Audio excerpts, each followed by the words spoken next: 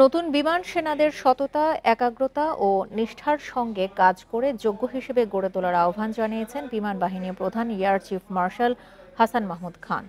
সকালে মৌলভীবাজারের শমশেরনগরে নতুন বিমান সেনাদের প্রশিক্ষণ সমাপনী কুচকাওয়াজে এসব কথা বলেন তিনি। এর মধ্য দিয়ে ৩৯৯ জন সদস্য বিমান বাহিনীতে অন্তর্ভুক্ত হল। বিমান বাহিনী প্রধান air chief marshal Hasan Mahmud Khan কুচকাওয়াজ পরিদর্শন এবং অভিবাদন গ্রহণ করেন। এরপর তিনি কৃতী রিক্রুটদের মাঝে ট্রফি বিতরণ করেন।